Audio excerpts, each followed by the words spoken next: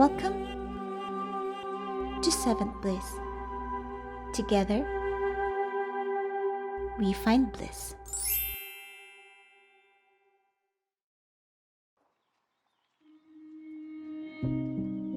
Bullet journaling is quite new to me.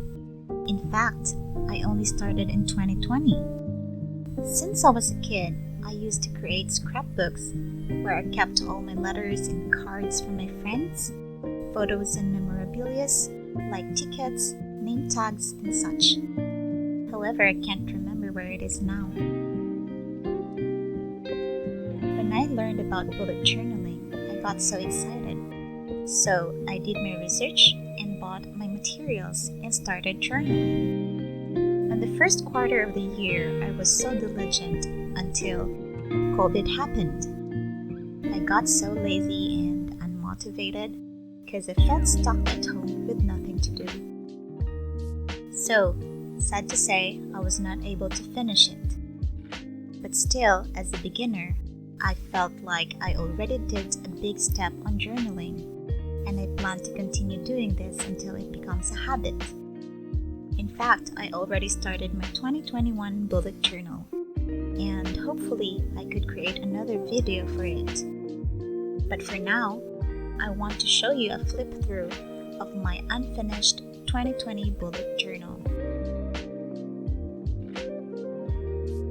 First page, of course, are my info in case I lost it, so they'll know who to contact if I finally wish to return it.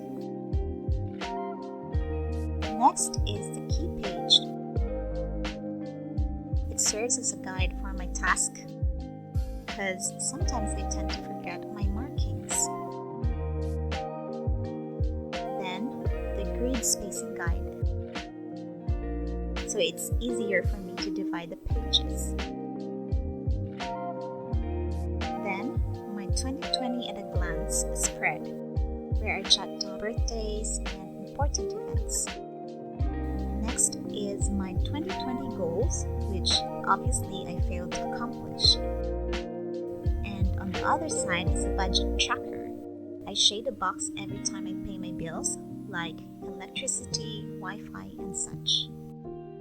Then, onto my monthly spread.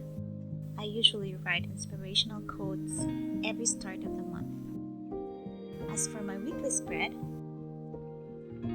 at the upper left, I have my tiny monthly calendar, followed by my weekly Nihongo vocabulary because I am studying Japanese. Then, at the bottom left is my habit tracker. I just repeat these patterns every month. After every monthly spread, I make sure to allot a brain dump for my ideas and random things I want to remember. Next are my wedding plan spread. Since April 2020 was supposed to be the schedule of our wedding, but unfortunately it was postponed because of the pandemic. I jot down my guest list, mood boards for the wedding theme,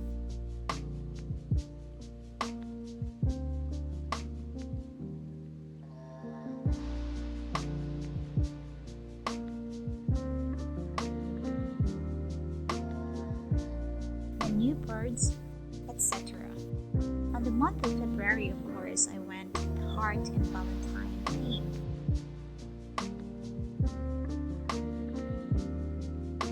Then I added a new spread that is my spiritual and physical health tracker, followed by a credit tracker.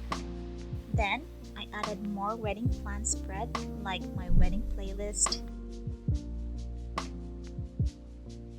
cake designs,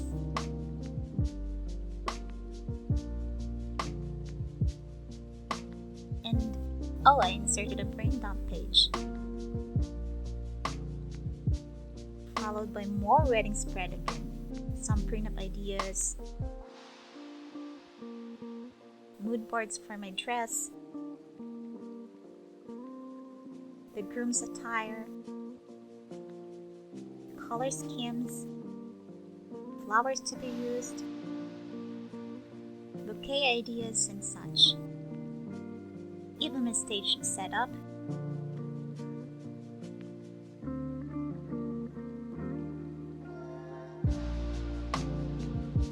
pieces, arbors,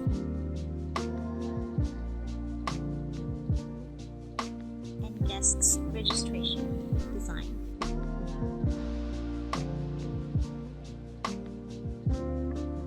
Then goes March, when the lockdown started.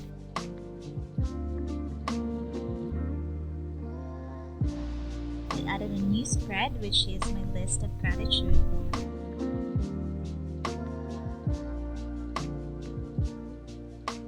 And my quarantine checklist.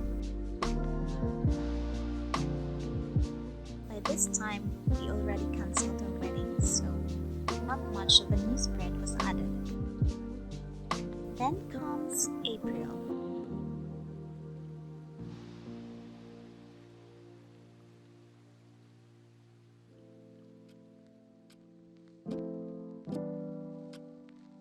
I tried on becoming a vegan.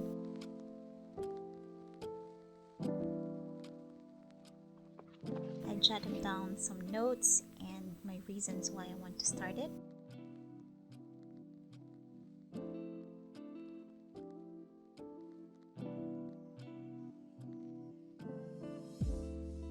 And some vegan grocery list guide. But after several months, I eventually failed. May. By this time, my journal is already becoming empty since plans are cancelled and we're stuck at home with not much to do. I just added a list of accomplishments to somehow motivate my lazy ass. June came and my spread are getting emptier and emptier and emptier. I tried to create a new and more elaborate habit tracker, added some Bible reading tracker, devotional tracker, vitamins tracker, exercise tracker, and language tracker. As of this month, I am already learning German language as well. Then here goes July with zero activity. I didn't even bother to save a birthday mood board. And August, the emptiest of them all, and also the last month of my 2020 bullet journal journey. And this is where it ends. I got lazy towards the end, but still, I am proud and felt accomplished for doing something new. Although unfinished, I found bliss.